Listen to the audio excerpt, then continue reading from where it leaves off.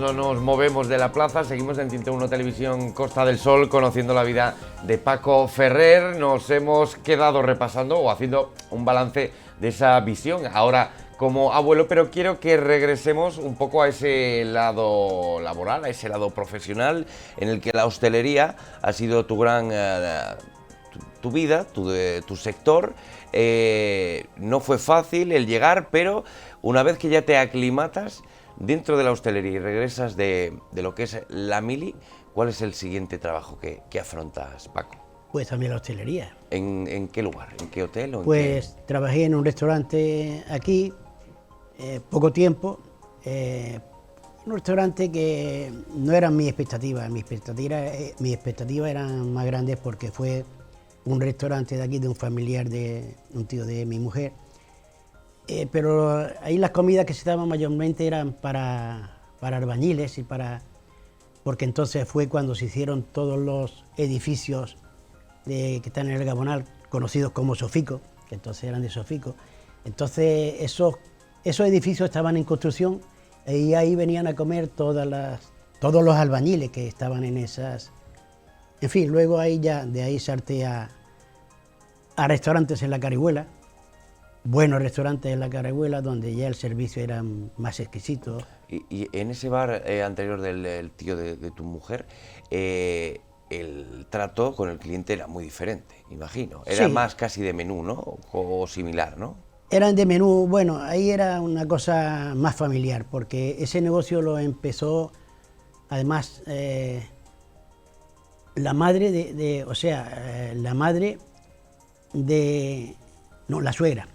la suegra del tío de mi mujer. Ajá. En un principio era en Calle Agua, era una casa de comida muy familiar y la gente empezó a ir allí por las comidas caseras, con mucho sabor y todo eso. Cuando eso fue a mayores, que ya empezara a venir toda la gente de la construcción de esos edificios, se trasladó a otro edificio nuevo, que ahora actualmente hay un banco, y ahí el restaurante diremos que se hizo más grande y ahí empezó mi andadura, hasta que luego ya salté a la Carihuela. A la ¿no? Carihuela. ¿Y allí en la Carihuela, en chiringuitos o en...? Allí en la Carihuela estabas, Paco? era un británico que, como ya me parece que lo he apuntado, era un empresario que tenía negocios en la Carihuela, en Torremolinos y en el Tívoli. Tívoli entonces era... El que te daba el pase, el que hablábamos del pase Sí. de Tívoli, ¿no? Sí, pero yo trabajaba, mayormente estuve trabajando en la Carihuela. En la Carihuela tenía dos restaurantes, que uno era el Fish House y el Steak House. Uno era especialidad en pescado, y otro en carne. Y otro en carnes. Mayormente el que más tiempo trabajé fue en de especialidad en pescado. Pero era muy bonito porque incluso, ya te digo, ya era un servicio exquisito al cliente, en el cual había que trinchar, si era un lenguado grande, trincharlo delante del cliente, hacerle la salsa, luego si te pedía unos crepes tenías que flambearlos y hacer todo eso. Entonces en aquellos inicios era un trabajo bonito, si te gustaba, y era muy bonito hacerlo. Y además cocina moderna para la época, Paco.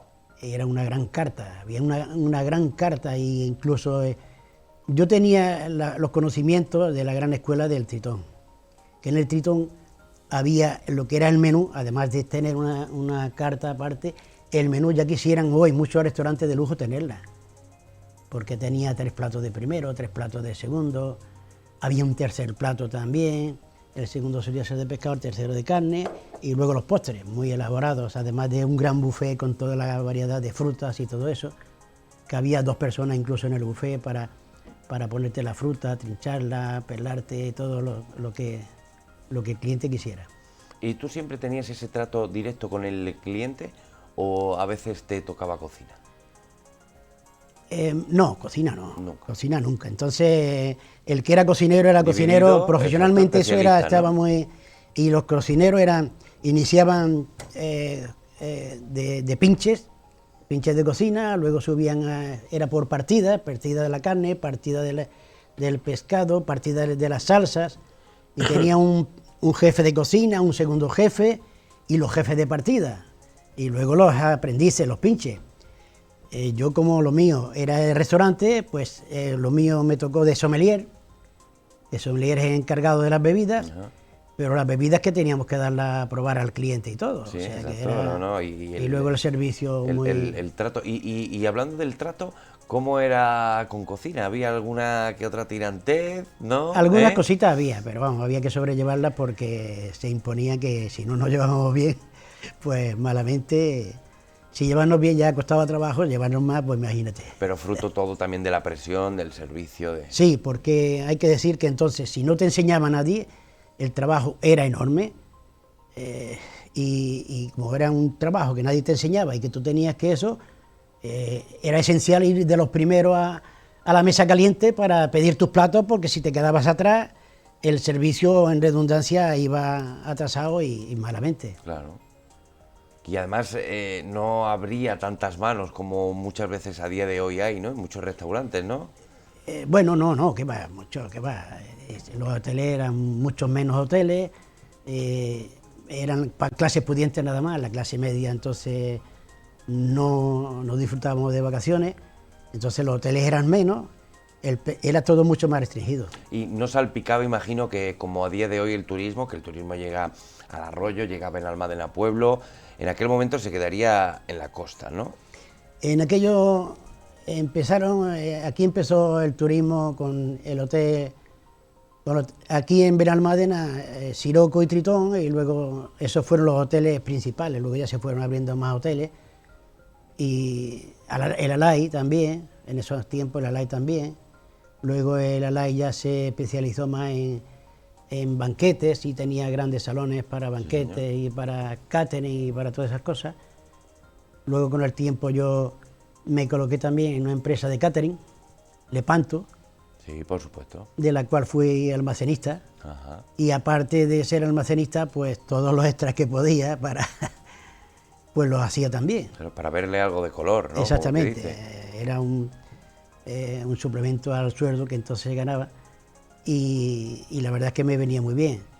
Normalmente cuando iba a los catering llevaba el control siempre de Metre, ¿no? Metre Hotel, en ese catering, con lo cual tenía gente a mi cargo y fui aprendiendo mucho, y eso fue gracias a la gran escuela que tuve en esos hoteles. Imagino, ¿no?, que dentro del sector de la hostelería, el hecho de empezar también por el alto standing, por atender a gente de clase alta y todo ese protocolo, también te sirvió como para afrontar de una manera mucho más sencilla, mucho más factible cualquier otro tipo de trabajo dentro de la hostelería, ¿no? Porque habías empezado, Paco, por lo más difícil. Sí, por supuesto. Luego ya te digo, ya esa gran escuela que yo cogí en esos hoteles me sirvió para luego tener plaza en otros restaurantes, buenos restaurantes de la Carihuela. Y luego, posteriormente, pues montar mi negocio propio, que también lo monté en Torremolinos. Eso, ahí es donde yo quería llegar. ¿En qué momento te decides? Pues me decido en el momento en que digo, bueno, pues si yo voy con unos ahorrillos que yo tenía de los tiempos que estuve de Metre y la liquidación, pues con esos ahorrillos y con esa liquidación compré un local en Torremolinos. Ajá. Con vistas a eso, a lo que después hice montar mi propio negocio, que tuvo sus más y sus menos, porque fue en los años aquellos que los que son de mi edad lo recordarán. Y funcionó unos añitos nada más, porque luego vino la crisis aquella tan conocida, fue en los años de la Expo, en el año 92, que fue cuando la Expo y cuando los Juegos Olímpicos en Barcelona. Y en aquellos años, luego después, si se acuerda la gente, 4 años después vino una gran crisis, y a mí también me afectó.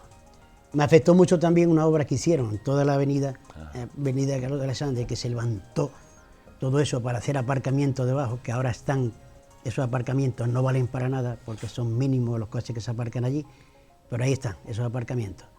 Entonces afectó a mi negocio también, que ese sitio de paso donde llegué a comprar el local, pues se cortó el paso absoluto, y ahí también se vino abajo el negocio.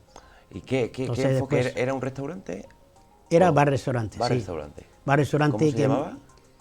Yo le puse el nombre de mi pueblo, Bar Aldeire. Ajá. Luego ya después, cuando los inquilinos lo han ido cambiando de nombre y todo eso, pero en el inicio puse Bar Aldeire. ¿Sigues manteniendo el local? El local ya lo vendí. Ya lo vendiste. Sí, tuve unos inquilinos allí, me pagaban el alquiler, luego cuando vino la cosa a menos ya dejaron de pagarme, tuve unos pleitos, en fin. Nada fácil, ¿no? Esa es otra historia, nada fácil, fácil, porque aquello, ya te digo, aquella zona se vino abajo y de verdad es que eran otros tiempos, eran otros años, pero aquellas obras lo echó abajo el negocio y de entonces no ha levantado cabeza. Y todavía... Por aquello entonces, perdona, por aquello entonces era una zona de discotecas. Allí no había aparcamiento, pero de los 2 carriles se cortaba uno entero para todos los coches que se acumulaban allí. Claro. Estaba en fin, había varias discotecas y aquello se ponía de gente los fines de semana, pero no fue los fines de semana, también de a diario. Era una buena zona en aquello entonces. Era buena zona, lo que pasa es que tuviste esa mala suerte de esa obra. ¿Y la zona se ha quedado tal cual o también ha evolucionado? ¿Dónde estaba el local? No ha evolucionado, desde entonces ya no. Hay muchos locales que están cerrados y bueno, ya los tiempos son otros, la hostelería se rige por otras normas y muchos negocios están cerrados. El mío lo vendí y no se explota como negocio de hostelería. Y te iba a decir, porque estamos en los 90, ¿no? En la década de los 90, sí. Y aún así todavía te quedan ganas de seguir en la hostelería. Bueno, digamos que además de que me gustaba, era una cosa obligada, es la que yo conocía. Yo no conocía otra cosa. Entonces, pues por eso, después de saltar ahí a otros hoteles en Torremolinos, en la cual estuve de meta y todo eso, como ya he dicho. Después de tu restaurante, también vuelves a los hoteles, ¿no? Y hacía eso, mayormente extras, y ahí sí. ¿Y ya no decidiste volver a montar nada más tuyo? No, Paco. Ya cuando empecé. Escarmentaste. Ya escarmenté, entonces estuve trabajando en una gran empresa que tenía aquí hoteles, tenía en Torremolinos y aquí en Benalmádena. Y bueno, en Istán también cogió hoteles, luego ya se hizo más grande, también cogió hoteles en Madrid. Era Summa Hoteles, Ajá. Una gran empresa de hoteles. Y hemos hablado, ¿no?, de esa etapa en la que tuviste un bar, no fue fructífero, y ahora dimos el salto de nuevo a seguir en la hostelería. ¿Y en qué momento y en qué lugar acaba esa carrera laboral de Paco Ferrer? ¿Cuál es tu último puesto, Paco? Mi último puesto ha sido de jefe de rango en esta cadena de Summa Hoteles, hasta que ahí fue mi prejubilación. ¿Te prejubilaste con qué edad? Me prejubilé con 62. No querías esperar más.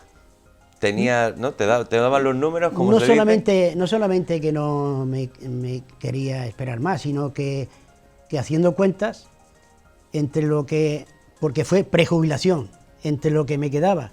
Tenía que ir los meses de verano, meses de julio y agosto a trabajar en la empresa y me daban un tanto por ciento de jubilación, era prejubilación, y entre lo que yo cobraba de prejubilación y lo que cobraba por seguridad social, más o menos era lo que venía a ganar. Lo que iba a quedar. Entonces, prácticamente lo hice así por eso. ¿Y cómo fue el último día?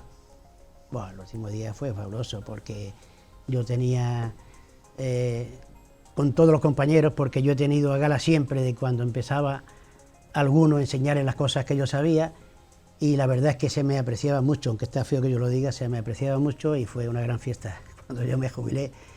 Y bueno, es decir, la empresa se vino un poquito abajo. Ya estábamos de pleito. Yo me busqué, estábamos afiliados con los sindicatos, entonces funcionaba mucho esto de los sindicatos, con la hostelería. Estábamos afiliados a UGT. UGT, la verdad es que cuando tuvimos el conflicto con la empresa, no nos hizo mucho caso. Y yo di el paso de irme a comisiones obreras. Gané el juicio. Y al ganar el juicio, casi todos los compañeros que estaban con UGT se vinieron con comisiones. Y la verdad que a mí se me tenía en gran estima, como ya digo, porque está feo decirlo, pero yo es que tenía a gala enseñar mucho y me tenían un gran aprecio porque yo enseñaba mucho a la gente que empezaba. Hombre, en total, ¿cuántos años han sido en la hostelería? Paco, son 40 años. Sí. Toda la vida. Toda la vida. Toda la vida. Hasta ya te digo, la prejubilación fue muy temprana, por eso, porque las ventajas eran, entonces nos las daban para para dejar los puestos libres para otras personas. ¿Y cómo fue llegar a esa jubilación? ¿Cómo la afrontó un Paco Ferrer, que imagino estaría muy activo, nada más terminar esa etapa laboral? ¿En qué te fundamentaste, en qué te enfocaste, nada más terminar? Pues la verdad es que esa conversación la teníamos mucho, yo tenía un poco de miedo a ver qué iba a hacer después, pero... Y más miedo tenía un compañero cocinero que decía, es que después hay muchos que se vienen abajo y se deprimen cuando termina su... Digo, tú no te preocupes por eso, si eso está en la mente de las personas, y si tú no tienes cosas, búscatelas. Exacto. Te acompañas de tus nietos, te buscas actividades. Yo soy una persona que ahora actualmente tengo muchas actividades. Allí en el centro Anicator, en el centro de mayores, tengo teatro, voy a mantenimiento, en fin, son cositas que te tienes que ir buscando. A mí el teatro me gusta mucho, y entonces hacemos nuestras obritas, te entretiene y vas. ¿Qué papeles ha hecho?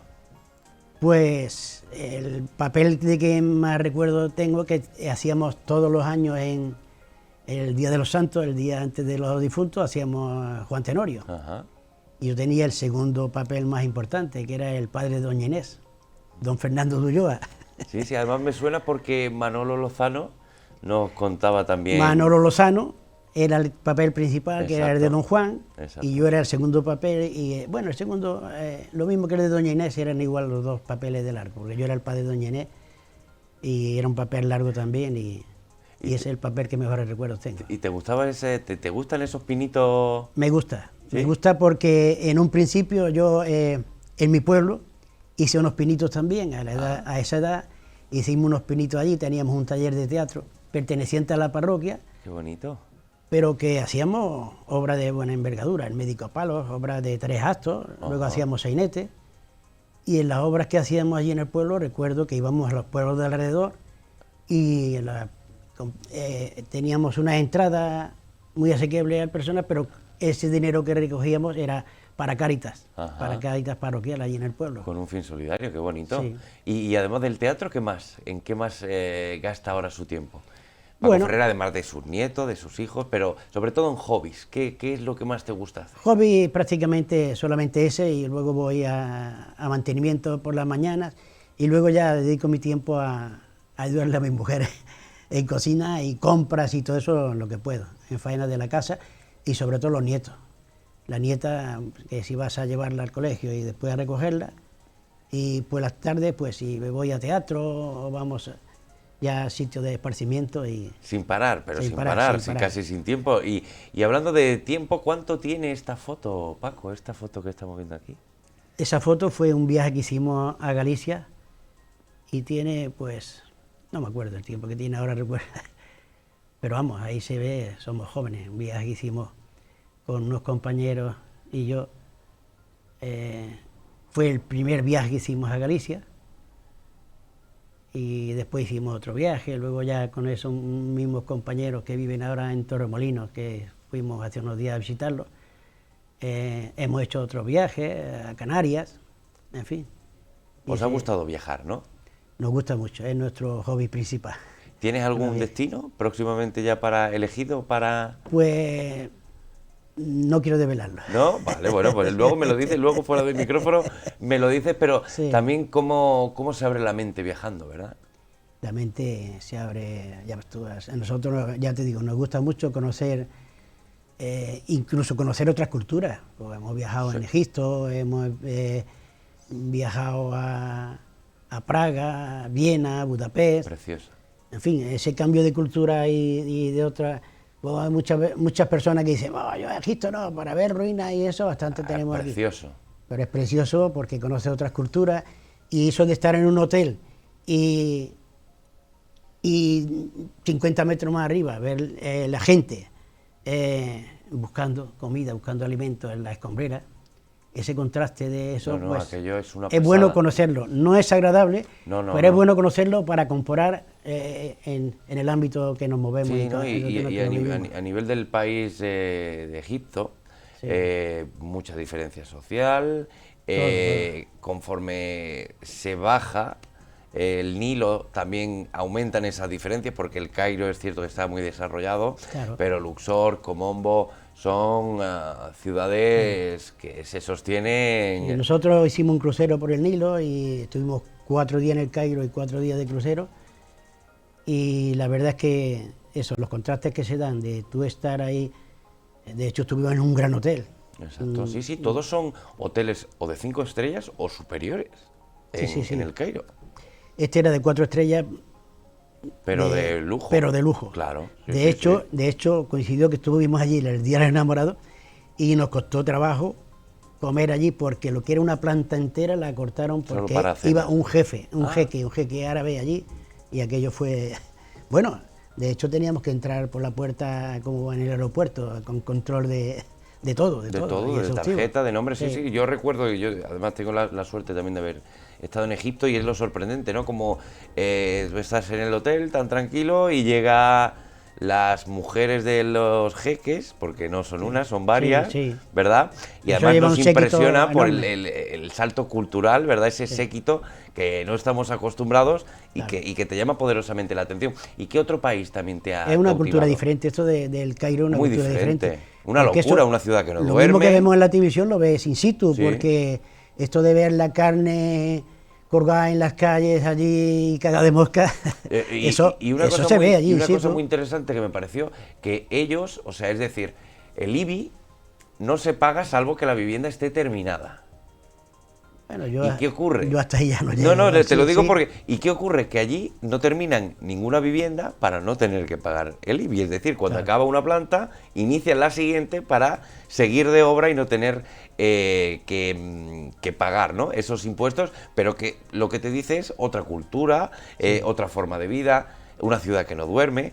¿Y qué otro país también te ha cautivado, algo de eso, Paco? perdona que Sí, te nada. interrumpa, algo de eso tiene que existir, que yo no lo sabía, porque muchas viviendas se ven sin terminar. Sí, la gran O sea, mayoría. vean los edificios sin ventanas. Sí, y ves, sí, y es por eso Sí. mismo. ¿Y qué otro país también que te haya cautivado, que hayas dicho, wow? Bueno, países así, bueno, he estado unas cuantas veces en Francia, en Italia, en Roma hemos estado 2 veces, en fin, ¿Qué te gusta más, mayormente, Francia o mayormente Italia? han sido cruceros. Sí, pues yo empecé así también, fíjate, pero Francia o Italia, ¿qué te gusta más? Me gustó más Italia, me gustó más Italia. Más parecido a nosotros, ¿no? Sí, bueno, es que también depende de las expectativas que tú lleves, porque te dicen, te hablan mucho de París, entonces cuando tú llegas con una expectativa y te encuentras, bueno, sí, que está muy bien. No, es preciosa, pero Está una muy ciudad bien, los oscura. campos listos, todo eso, pero como lleva una expectativa muy alta, pues tú dices un poquito así como, pues tampoco es tanto lo que era, ¿no? Un poco de eso, pero es fabuloso, de luego.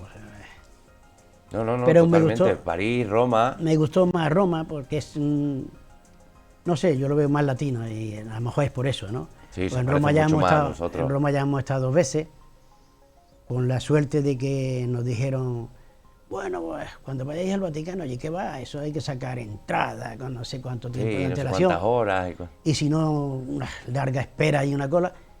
Tuvimos una gran suerte porque fuimos y no tuvimos ni 20 minutos de espera. Fíjate. Y vimos todo el Vaticano, todo, hasta el Museo del Vaticano, que es enorme. En fin, lo vimos todo estupendamente. Pues ese día, y nunca mejor dicho, se os apareció la Virgen, porque normalmente son mínimo 3 horas de cola, ¿eh? Ya nos lo dijeron, gente nativa de allí, dice, bueno, ¿qué va eso para visitar el Vaticano?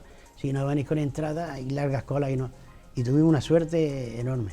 Oye, y acostumbrado a la hostelería, ya que me dices que como te has iniciado, ¿no?, en esos viajes a través de cruceros, ¿qué te parece la atención al cliente que se hace en los cruceros? Hombre, los cruceros que se hacían antes no son parecidos, los de hoy no son parecidos ni a aquellos cruceros que se hacían. Ni en el buffet, ni en la calidad, ni en el servicio, ni nada. El servicio siempre ha sido autoservicio, ¿no? Pues tú vas al buffet y te sirves, pero en calidad ha bajado mucho, entonces era fabuloso. Porque Y imagino además, que tú te fijas en eso, ¿no? Claro. Porque el ser especialista en el sector... sí, además nosotros, además de las vacaciones que hemos hecho, que ahora seguimos haciendo, ahora por el centro de mayores hacemos a nivel de pensionistas, Ajá. pero entonces por nuestra cuenta nos gustaban mucho los cruceros porque tenían el aliciente, además de que se comían muy bien en los barcos.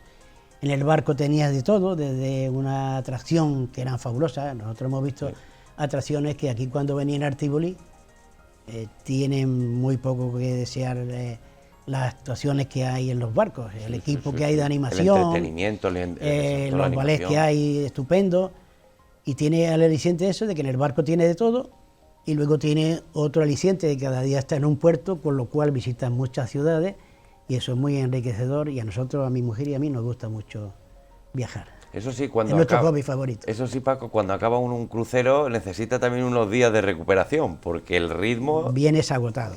Es frenético. Agotado porque además a nosotros nos gusta mucho bailar, a mi mujer más que a mí, y como hay baile a todas horas casi, y claro, muchas veces tiene que decir, bueno, venga, que vamos, que el DJ ya está recogiendo, y que mañana tenemos que madrugar, que tenemos excursión a tal sitio, tal. Y vienes agotado de los cruceros, la verdad.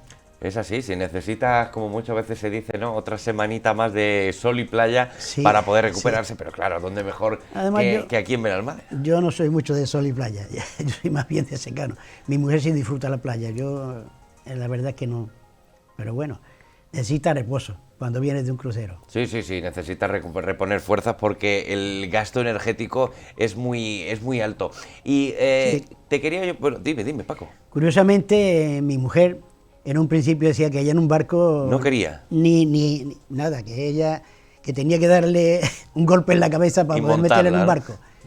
Y ahora pues llevamos 8 cruceros. Claro, y ahora es ella la que te dice, Paco, vamos a este, ¿no? Y si ya está haciendo falta unas vacaciones Mira, y normalmente cruceros. Ahí tenemos otra foto con Ana. Y te quería yo preguntar, Paco, después de haber tenido una vida cuanto menos interesante, sin parar, frenética...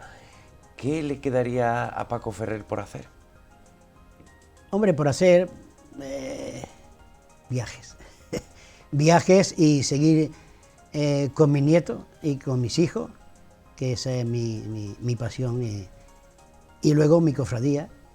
Mi cofradía es mi otra gran pasión, que ahí sigo, a pesar de, al mismo tiempo de ser uno de los fundadores, sigo en Junta de Gobierno, y seguimos haciendo cositas por la cofradía. Ya estamos pensando en cosas de Semana Santa, como son contratos con bandas de música, son muchísimas cosas las que hay que hacer. Claro. Porque la gente que lo ve de fuera parece que eso, cuando poner una estación de penitencia en la calle, necesita mucho trabajo de antemano. No, de improvisación. Son bandas, son flores, es cera, que hay que ir regateando en los diferentes sitios para ir adquiriendo todo eso, necesita una negociación.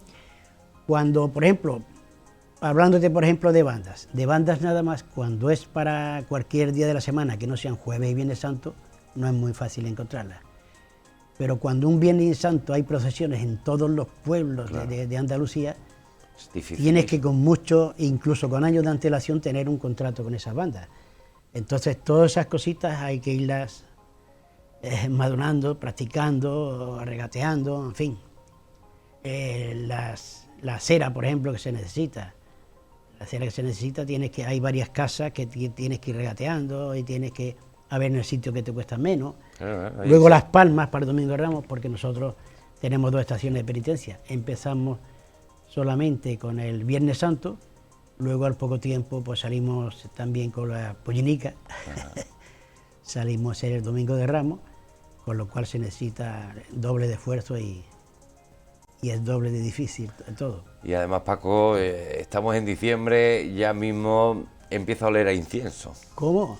Ya mismo nosotros, hay un compañero y yo que llevamos todo el tema de publicidad del libro de Semana Santa y ya tenemos que empezar a movernos para ver si los que otros años han colaborado con nosotros, si dan el visto bueno, y luego yo tengo que hacer los recibos y dar otro paso por los negocios para irles cobrando su publicidad y todo eso.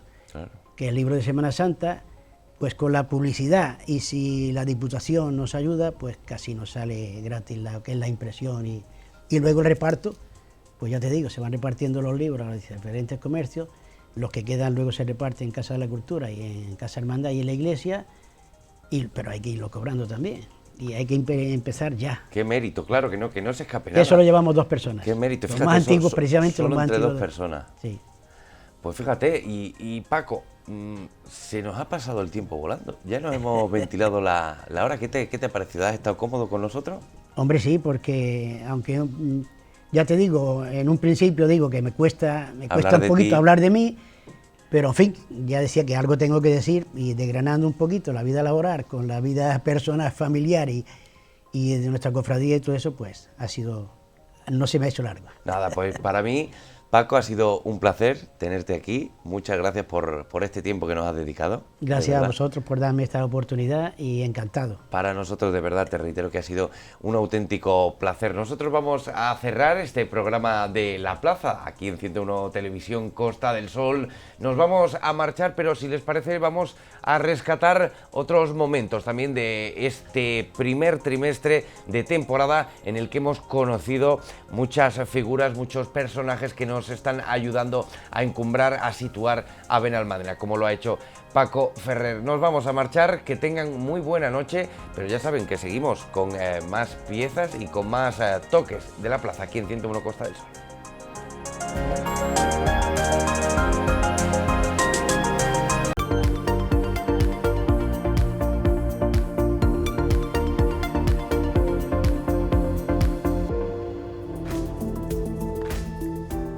Ya es miércoles, llega La Plaza 101 Televisión Costa del Sol. Sean bienvenidos como cada día para acompañarles a conocer todas aquellas figuras, todos aquellos personajes que han ayudado a encumbrar, en este caso, nuestra ciudad, Benalmádena, una Benalmádena que es imparable, que está de moda y que ahora también en esta época del año luce de maravilla, y en gran parte lo hace por personas que hemos conocido aquí, sus vidas, sus etapas, todos esos pasos que han ido dando dentro de Benalmádena. Y en el día de hoy, en este caso y en esta plaza, vamos a contar con Francisco Ferrer, aunque seguramente lo conocerán como Paco Ferrer. Bienvenido y muy buenas noches y gracias por estar aquí, Paco. Bien hallado, buenas noches a todos los espectadores que nos están viendo desde esta televisión tan nuestra, y muchas gracias por invitarme. Esto es casi una encerrona. Yo creí en un atraco total, ¿eh? Yo creí en un principio que se me citaba aquí pues para hablar de lo que más conozco, mi cofradía, pero me dijeron, no, es para hablar de tu persona. Bueno, evidentemente algo tengo que decir, ¿no? Pues son muchas vivencias las que llevo aquí, tanto en mi vida profesional como en mi vida familiar, y en fin, pues si me vais preguntando, pues vamos desglosando todo lo que... Lo vamos a ir descubriendo, pero vamos a empezar por la actualidad, Paco, porque ya jubilado. Sí. De momento sí que te mantienes muy cerca de tu cofradía, de tu redención, y lo haces como fiscal. Eso siempre, eso es mi pasión, porque además ostento el cargo de fiscal, pero además soy uno de los fundadores, Ajá. Junto con Pepe Paniagua.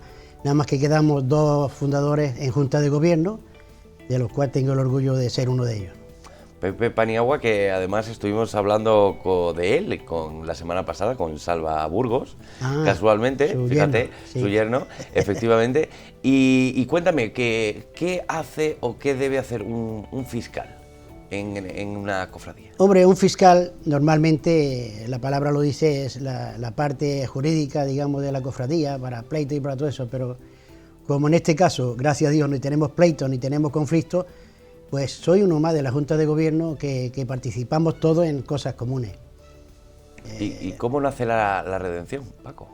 La redención, estupendamente, pues estamos, ya digo, orgullosos es una gran hermandad en la cual no solamente hacemos las estaciones de penitencia, sino que hacemos muchos actos todos los años, ¿no? Pues, conjunto con ayuntamientos, con asociaciones, hacemos, por ejemplo, en víspera de feria, en víspera de San Juan, los jugas, con lo que montamos ahí, nos corta el ayuntamiento toda esa calle y la ponemos de mesa, eso con fines de ayuda para la hermandad, pero en fin, participamos todos y ese es nuestro cometido.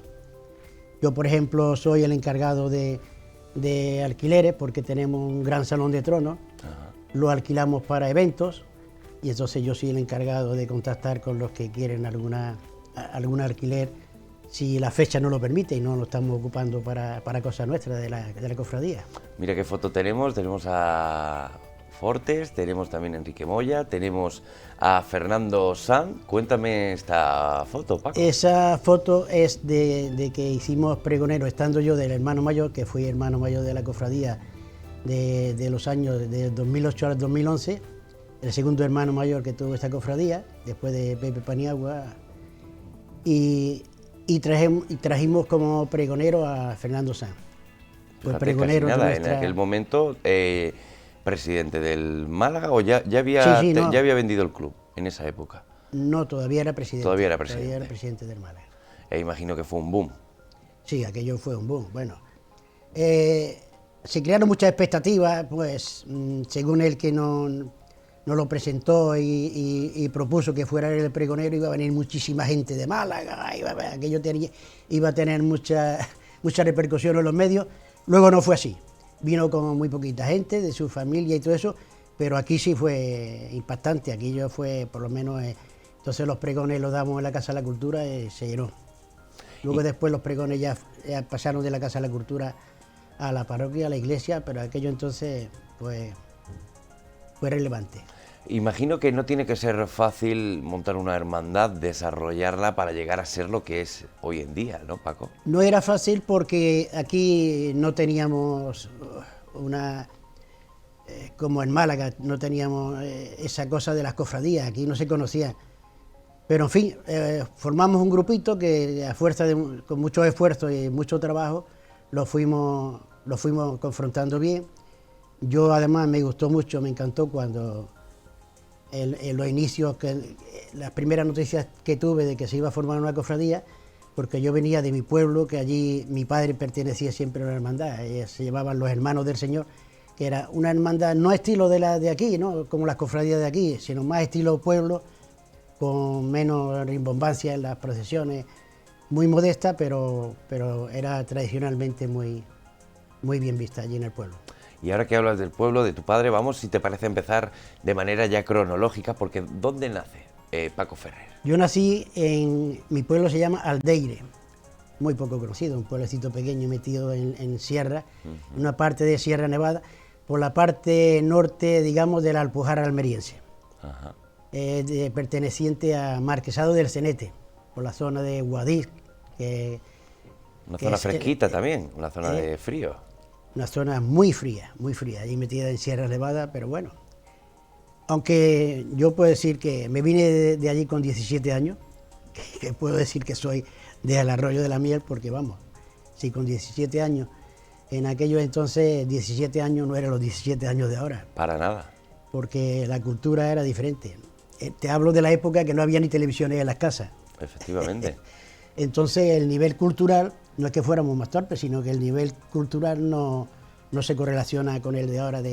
Y con esa edad, pues la verdad es que me costó trabajo abrirme paso aquí, pero pues bueno, se fue consiguiendo. Luego tuve la suerte de conocer la que hoy es mi mujer. Ajá. Me hice novio de una de las familias más importantes de aquí, de Arroyo de la Miel, porque mi suegro, muy conocido de aquel entonces, todavía mucha gente de los nacidos de aquí se acuerda, porque fue una gran persona, muy conocido, que es Antonio el Tirita, Antonio Pérez Aragón el Tirita.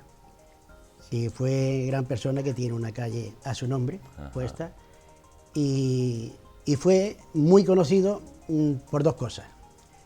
La primera, porque quitó mucha hambre de aquí.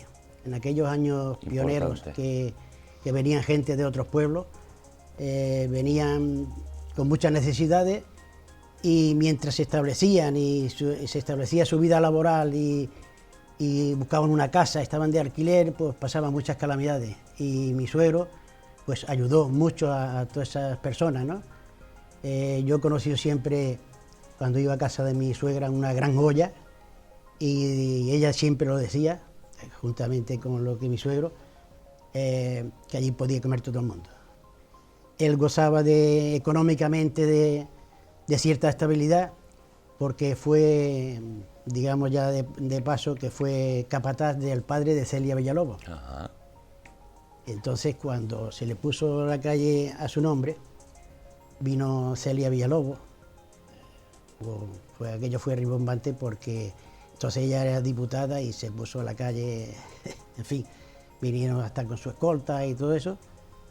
En fin, pero... Mucha influencia en lo que es el arroyo, pero por tanto, arroyero de adopción. ¿Y ¿Cómo se produce esa infancia? ¿Cómo se desarrolla primero tu infancia hasta llegar aquí al Arroyo? ¿Cómo son esos primeros años de vida? No quisiera Paco dejar Ferrer? pasar eso de que... Por supuesto. De la otra cosa por la que era muy conocido mi ¿Tu suegro, suegro? además de por ser el capataz del padre de Celebes Villalobos, era por el gran número de hijos. ¿Cuántos tenía? Fueron 13 hijos. Nada más y nada menos. Nada más y nada menos. Wow. Que mi mujer está en medio, de 6 mayores y 6 menores. Justo, ¿no? Justo. Está como el jueves. Como el jueves. Y entonces eso, quería resaltar eso. Por supuesto. Lo dejamos ahí. Volveremos luego a hablar de tu suegro, seguramente, pero quiero iniciar eso. ¿Cómo son esos primeros pasitos de Paco Ferrer? ¿Cómo es tu infancia en Aldeire? Bueno, mi infancia transcurrió allí hasta la edad de los 17 años, pues prácticamente mi padre era labriego, tenía unas tierrecitas, pero las tierras eran miserias, porque allí es un terreno muy frío, que las cosechas tampoco prosperaban, el frío no, en fin. Lógicamente mi padre no quería para mí lo que él había tenido. Entonces, en aquello entonces habló con un primo mío que ya previamente se había colocado en el Hotel Tritón. Ajá. Y entonces yo me vine, bueno, había más plaza en el Siroco y empecé el primer año en el Siroco, después pasé al Tritón y ahí fueron mis inicios laboralmente. Llegas, por tanto, y te dedicas a la hostelería desde los 17 años ya. Desde los 17 años la hostelería, hasta que me he jubilado, la hostelería. ¿Y cómo Luego he tenido negocios propios, pero en fin. ¿Cómo fueron esos primeros pasitos en la hostelería? Porque no es fácil. No es fácil. Muy duro porque entonces la hostelería no era ahora cuando ya se pusieron los buffets, el autoservicio, era un servicio al cliente, pero aparte de que eran muy difíciles, eran también muy bonitos. Yo lo recuerdo con cariño porque cuanto más se sufre, yo me acuerdo siempre de que el cordobés, cuando le decían que por qué ponía tanto, decía él, más cornada del hambre. Entonces, cuanto más se sufre en la profesión, más te va gustando, porque le tomas cariño. Entonces era un servicio muy elaborado, ¿no? Era un servicio bonito que había que servir al cliente, incluso las comidas se traían a media preparación de la cocina, había que terminar de prepararlas de cara al cliente. Era un servicio exquisito, con lo cual te ponían un resort, que para muchos, si le hablas de resort ahora no saben ni qué es, era un hornillo caliente con el cual ponías allí. Y lo terminaba. La comida terminaba la preparación delante del cliente, incluso nos permitía flambear una piña, un plátano, crepes chuchés, se flambeaban, se le hacía la preparación del caramelo y todo junto a delante del cliente. Y era bonito, de aquello me enamoró mi profesión. Y Paco, imagino que el cambio muy radical de Aldeire al Arroyo, un Arroyo que todavía, si es cierto, no estaba tan desarrollado como lo conocemos hoy en día, pero el cambio sería muy drástico. El cambio fue drástico más por eso, porque una persona de aquellos entonces con 17 años sin salir de su familia, pues hasta abrirte paso aquí y conocer amigos y formarte ese entorno, pues es difícil, pero se fue superando y nada, fui abriendo camino. Luego después ya a continuación he tenido negocios propios. Aquí mi vida laboral en sus principios también fue mucho en Torremolinos y así fuimos conformando lo que es mi historia laboral. Y hablando de ese primer día, ¿lo recuerdas? ¿Recuerdas el primer servicio, Paco? De ese primer día lo recuerdo y con mucho miedo. Ten en cuenta que en aquellos servicios tan exquisitos venía gente. El turismo no era como es hoy en día, que es muy de clase media, entonces eran las altas esferas. Entonces tú te metes sin conocer de nada, te dan un uniforme que te lo pones y te plantas allí, pues con mucho miedo. Dices, ¿ahora qué hago yo? ¿Cómo sirvo? Porque además había tanto trabajo que nadie te enseñaba, tenías que ser autodidacta en todo. Uf. Y aprender sobre la marcha. Entonces, ¿cómo sirves tú un vino? Porque mi primer trabajo fue de sommelier, lo aprendí, estamos catalogados en si eras de bebidas, sommelier, o si eras comis, si eras en comida. A mí me tocó ser sommelier y los vinos, buenos vinos blancos, había que traerlos en cubitera, muy fríos. Los vinos tintos si eran reserva en una canastita que no se podían mover mucho. Había mucho protocolo, tenías que dar a probar a quien había pedido el vino, luego tenías que servir por orden cronológico, por orden, digamos, primero a la mujer del invitado, en fin, había un protocolo que eso tenías que aprenderlo por ti mismo. ¿Y te costó mucho asimilarlo? Porque imagino que de 0 a 100 no es fácil. Me costó mucho, pero luego cuando lo vas conociendo, y ya te digo, como fui un enamorado de mi profesión, lo fui aprendiendo y me fue gustando. Era bastante bonito. ¿Y esos primeros años en el Arroyo, dónde comenzaste, me decías, Paco? Pues en una pensión. Entonces había muchas pensiones aquí que lo que tenían era una habitación con camas. ¿En qué calle está ubicado, la recuerdas? ¿O la zona? Calle San Juan. Calle San Juan. Era calle San Juan, sí, eso ya... Ahora existen 2 pescaderías. Ajá, en una pescadería exactamente donde estaba la pensión. Cuando pasa, ¿lo recuerdas? Yo tuve la suerte de que me tocó con uno de Guadí, entonces la primera noche, bueno. ¿que tú dónde eres? Yo de Guadí, como era de aquella zona, hicimos rápidamente teníamos feeling, hicimos una gran amistad. Y entre medias imagino que aparece también la mili, ¿no, Paco? Exactamente, luego yo, como yo era una persona ahorrativa, además hacía en aquello entonces extra y hacía cositas, pues antes de irme a la mili ya tenía unos ahorrillos. Ajá. Y entonces, precisamente estando en la mili fui pagando porque se hizo un papel de emancipación de mi mujer. Yo tenía las cosas muy claras. Porque incluso me acuerdo que entonces Bolín era el alcalde. Ajá.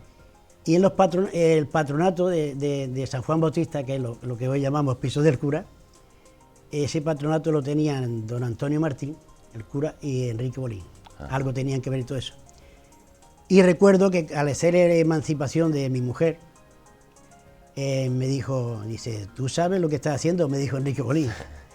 Y como yo tenía las cosas muy claras, digo, sí, dice que si deja de pagar él, porque las letras se puso a nombre de mi suegro. Mientras yo estaba en el servicio militar, mi suegro fue el que fue pagando, o sea, a nombre de mi suegro, pero con mi dinero que yo tenía ahorrado. Ajá, se fue pagando ese piso. Tú se lo dejaste aquí, ¿no? Le dejaste el dinero aquí para que él fuese pagando. Exactamente, yo en una cuenta, pero dejé en una cuenta, pero las letras venían todas a nombre de mi suegro. Ah, qué gracioso, y claro, si no pagabas, al que le iba a repercutir iba a ser a él. Ya Enrique Bolín me lo advirtió, me dijo, tú sabes lo que haces, ¿no? Porque si dejas de pagar, el piso nunca será tuyo. Digo, sí, sé lo que haces. Bueno, pues si tienes las cosas claras, adelante. Y espera además, Alejandro, vamos a rescatar de nuevo esa foto que acabamos de ver, porque ya que estamos hablando de tu esposa, quiero que también veamos esta imagen. ¿Qué te trae a la cabeza, Paco? Ahí éramos novios, y desde muy jovencita. Pues nosotros lo hicimos, ya te digo, cuando yo me fui a la mili, ya tenía las cosas claras. Por eso el poner el piso a nombre de mi suegro, que ya, como digo, Bolín me lo advirtió, que es lo que podía pasar. Pero yo desde un principio lo tuve muy claro. Nos conocimos, pues, ella tenía 16 años. Ajá. Y fue la única novia y con mucha suerte por haber entrado en esa familia, en esa gran familia. ¿Cómo se llamaba? ¿Cómo se llama? Mi mujer, Ana. Sí, Ana. Ana Pérez. ¿Y qué es lo que te cautivó de Ana? Pues nada, su sencillez. Entonces yo la vi unas cuantas veces. La primera vez, de luego, recuerdo, se lo recordaré siempre, lo que me impactó fue pues en la playa. Estaba en la playa, pero ahí no hubo un acercamiento. Solamente la vi, me gustó, ya me empecé a interesar donde trabajaba. Donde se movía, ¿no? Donde trabajaba. Ella trabajaba en una tienda aquí que era la tienda de bandera. De hecho, además de Ana la Tirita, la conocían por la niña de bandera. Porque tengo que decir que el inicio y las grandes ventas las hacía ella. Ajá. El jefe, Antonio Bandera, ya fallecido, que en paz descanse, nada más que se dedicaba a compras. Y estaba por las tardes y eso, haciendo... Pero el peso de la tienda lo llevaba ella. Y toda la venta. De hecho, yo estando muchas veces allí con ella, venían y si no estaba, o yo estaba esperándola, y si no estaba ella decía, hola Antonio, ¿qué? ¿No está la niña, no? Y esperaban a que fuera la niña, porque ella tenía ya los conocimientos de las ventas y con ella, mira, yo quería un regalo pequeño, una cosita pequeña para hacer un regalo, ¿qué me podía aconsejar? Y las ventas normalmente las llevaba ella. ¿Y cómo llevaste esa distancia desde la mili? ¿Dónde te tocó la mili?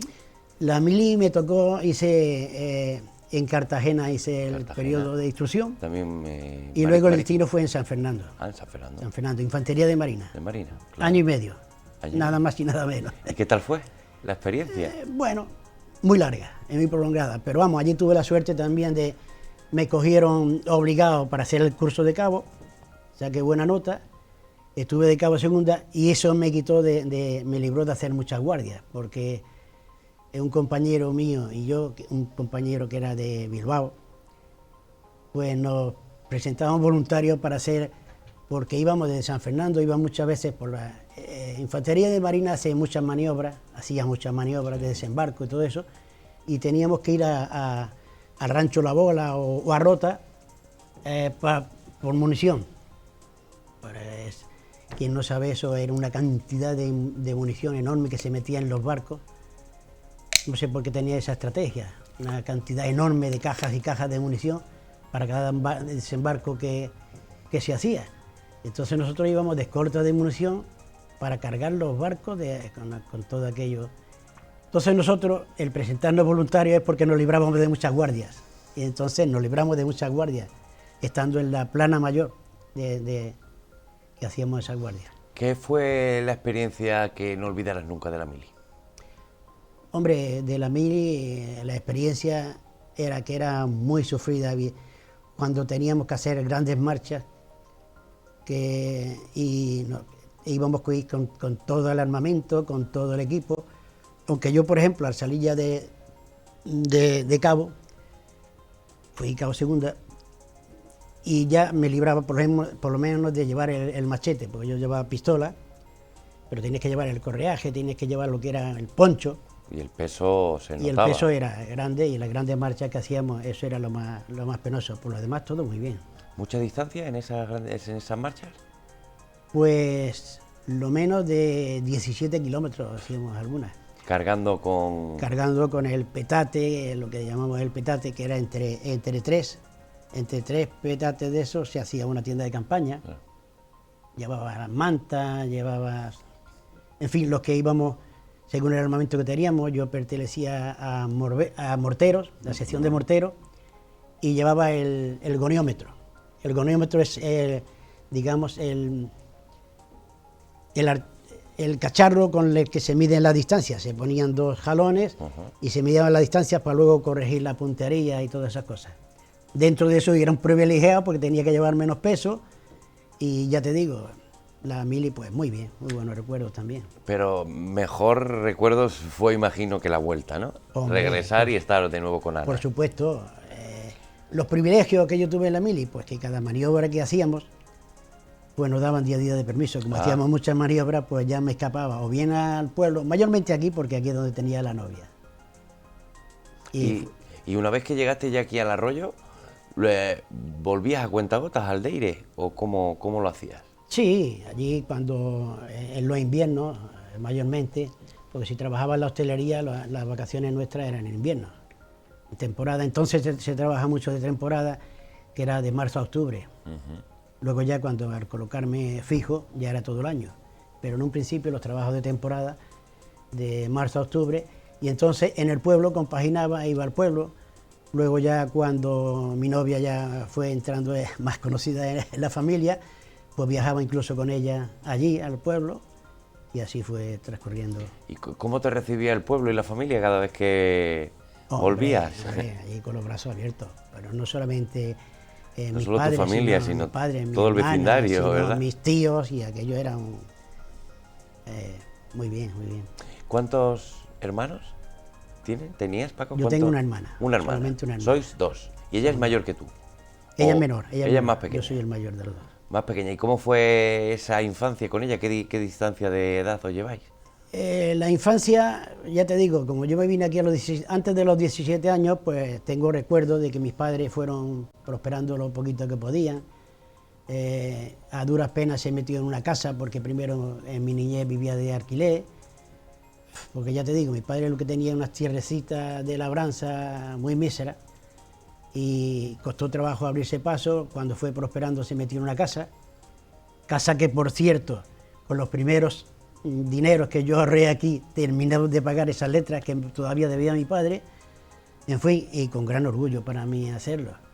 Entonces luego ya íbamos, cuando ya de novio, íbamos en los inviernos allí a mi pueblo y lo pasábamos estupendamente. ¿Y tu hermana se quedó en Aldeire o también decidió...? Mi hermana se quedó en Aldeire cierto tiempo, luego se fue con unos primos míos que yo tenía, vamos, y tengo, en Alicante. Ajá. Fue en Elche y allí empezó su vida laboral en una fábrica de calzado. Ajá, ¿cómo no? En esa zona. Que un primo mío, tengo que decirlo, se hizo de mucho dinero porque se fue metiendo con un pequeño taller y luego se hizo una fábrica más grande de la cual llegó a ser director y en fin, hizo fortuna. Sí, fue una zona muy próspera y sobre todo el calzado, sí, el sector muy importante en esa zona. Sí, en Elche entonces, luego ya quitó el mercado los chinos. Los chinos, claro, no, la competencia, claro, ya sabemos. Pero en aquello entonces no había otro referente. Elche era lo más en lo que es el calzado y fabricación nacional 100%. Y ahora vamos a hablar de otro tipo, podríamos decir, casi de fabricación, y lo vamos a hacer porque tenemos esta imagen que estamos viendo, que te recuerda porque veo a una pequeñita. Esa es mi hija, precisamente saliendo de Tívoli. Esta es una entrada, aunque no lo parezca, no pone nada, ningún rótulo que lo diga, pero eran los años grandes de aquí, los años muy bonitos para el recuerdo, porque entonces Tívoli se disfrutaba.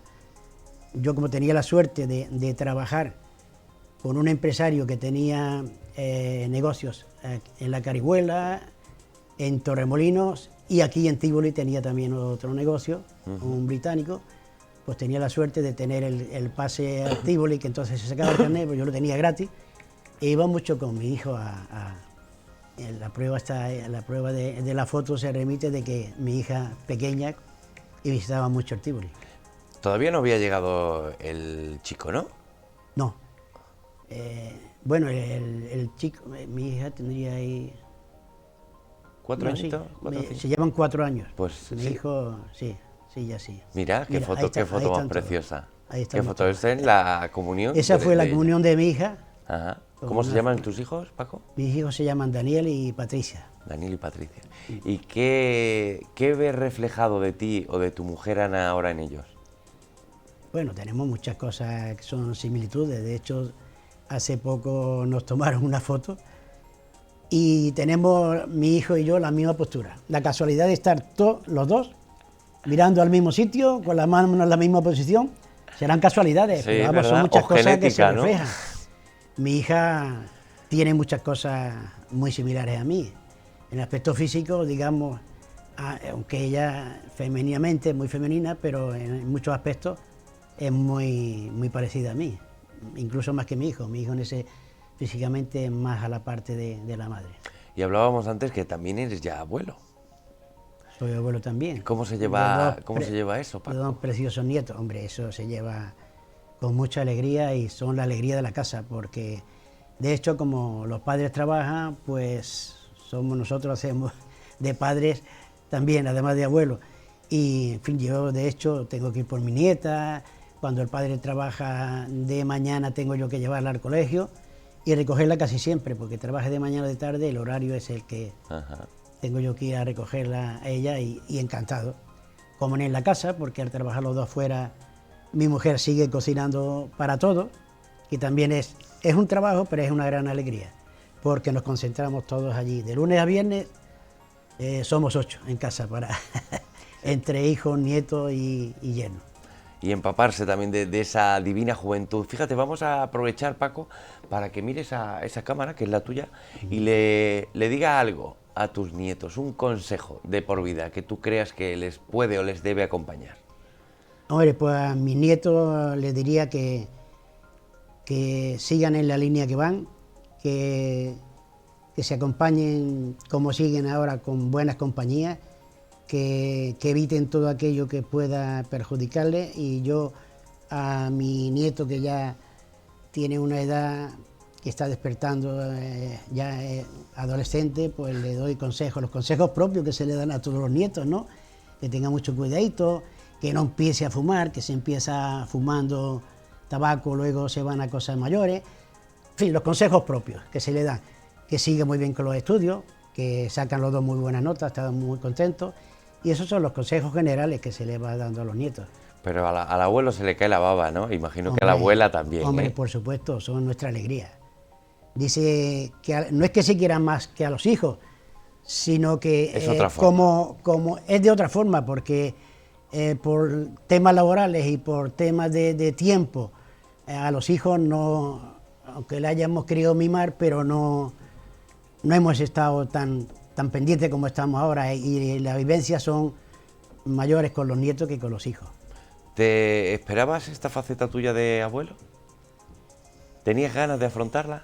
Hombre, sí, pero vamos, nunca lo piensas, y tampoco piensas, aunque te lo imagines, que sería tan bonito, porque es precioso.